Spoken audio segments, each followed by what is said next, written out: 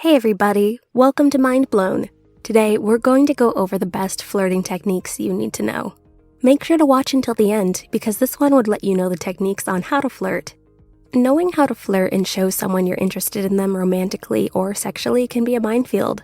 Sure, some people are natural-born flirters and just get the dating thing right, but the more socially awkward among us can struggle. No matter how much practice you've had, figuring out how to flirt with someone new can be super nerve-wracking.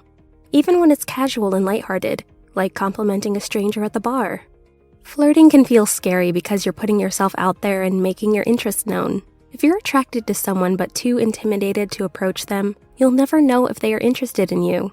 You lose nothing by saying hello, but you could lose your potential soulmate if you don't have the guts to initiate contact. And if you're fearful of rejection, remind yourself it's a natural part of dating. Not everyone will be attracted to you. And that there's no way to tell if the nearby cutie is into you or even single unless you approach. So here are 5 flirting techniques you need to know. Number 1, be confident. There's nothing sexier than confidence. Your crush and everyone else will take notice if you're strutting down the halls like you own them. Your crush will want to get to know the girl who knows she's something special, or the man who has the power in the room that the others don't. But if you're flirting to get to know someone, your intention should be to let them know that you're into them, rather than trying to get them to like you. Focusing on that intention will help to take the pressure off the situation. Here are tips that will help you flirt with all the confidence you need. Ditch the canned responses. Stay away from any of the cheesy advice that some so-called self-proclaimed dating experts say you should do. Just try to be as authentic as possible and talk the way you naturally would with a friend. It's the best way for them to get to know the real you. Make eye contact. This is a simple technique, but one of the most important. Looking someone in the eye is a great way to let them know you're not only interested in them, but the conversation they bring to the table. Go with the flow. Whether you're dating the person and something embarrassing happens, try not to get too flustered. You don't need another room to know who this other person is. So why get anxious about it? And there's a good chance they're also occasionally clumsy. Compliment them. It means getting honest about how you feel about their looks, personality, outfit, etc. They'll appreciate the kind words and your authenticity. Ask questions. Make sure to take note of certain things about the person and ask questions. This will show them you're interested in taking the relationship more profound than just the surface level. Bring in a bit of humor. Lean into this as much as possible. It's a foolproof way to gauge the other person's sense of humor and show how comfortable you've both become with each other. Smile. When you see someone smiling or when you smile at someone, they feel special, like they're doing something right, which can go a long way during an awkward first date. Number 2, play hard to get, but not too much. Playing hard to get may seem pointless, but it's not always. When done correctly and not too much, it can give relationships an extra bit of excitement. The art of the chase can spice up relationships, both existing and new. Perhaps a better way to frame playing hard to get is to think of it as building anticipation. It can also veer into manipulation if you take it too far. Approaching it thoughtfully can be a way to spice up an existing or new relationship.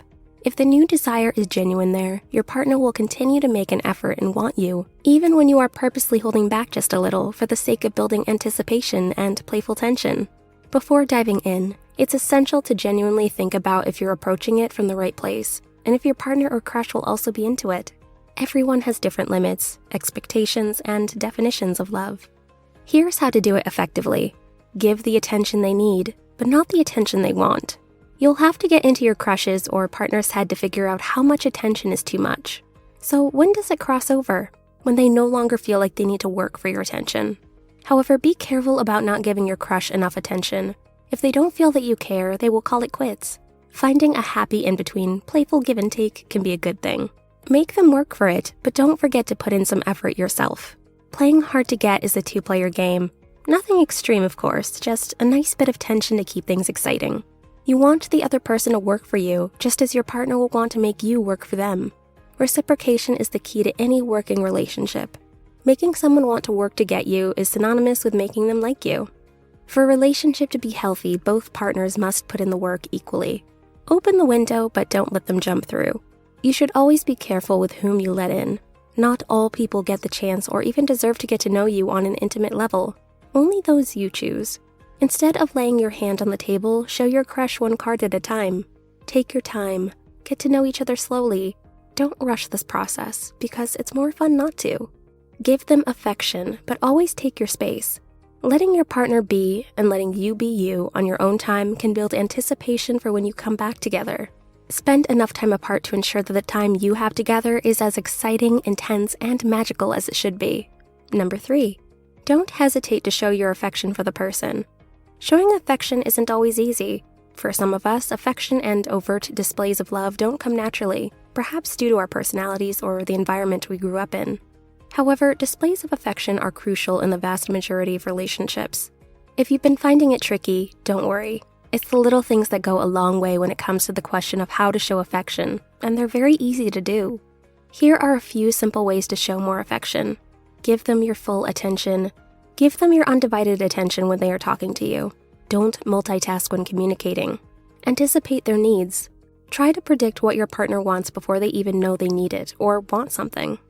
Know their love language. Do they like acts of kindness, physical touch, gifts, or acts of service? Learn this and love them this way. Let them know you're listening. When they are speaking, listen for details and learn to validate your partner by repeating what they say to them. Make eye contact. When we look at them and make eye contact when speaking to them, it lets them know we're present. Number 4, make the conversation light and playful.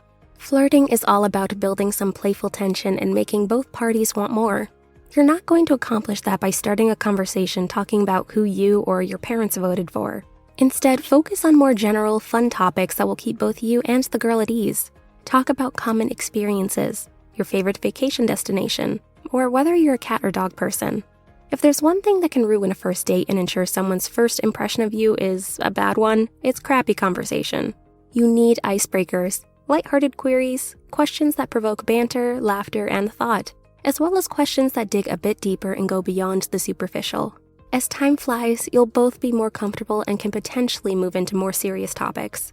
Excellent conversation tips. Ask about their favorites. Who doesn't like talking about their favorite food, hobby, or sports team? Asking your date what some of their favorite things are will keep the conversation light and fun. Don't spill your guts. Ease into talking about yourself. Remember, intimacy is a bit at a time. Let them reveal a little, then you reveal a little. Avoid politics. They say there are 2 things you should never discuss at the dinner table: religion and politics. The same holds for the first date. When you have strong beliefs or opinions, it's easy to get overexcited and even judgmental. Don't lie. When wanting to be liked, we may embellish, hide relevant data, and say anything to make ourselves appear authentic. However, if you continue talking for quite a time, the truth will eventually come out. Number 5, show them that you are looking at them. When someone catches you staring, you look away quickly, so they don't realize you were drooling while watching them eat a hamburger. But next time, try this instead. Gather up all the confidence you can. Then when your crush catches you staring, smile back at them. Maybe even wink. It will prove that you're confident and will give them the excuse to talk to you. The fact of the matter is that someone will remember you more significantly if you maintain good eye contact throughout the event. Maintaining good eye contact is an excellent key to flirting with someone you like. But it's also important to be aware of how intense eye contact and flirting makes others feel.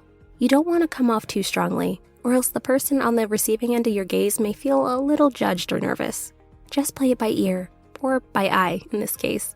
Flirting is not serious, but it is an important thing to do because it creates a spark between 2 people. Unless you have somehow managed to crack any universal code of romantic bonding that has forever eluded humankind, you know that flirting can be challenging. Expressing affection can be potentially mortifying, particularly if you have a crush on the person you are flirting with.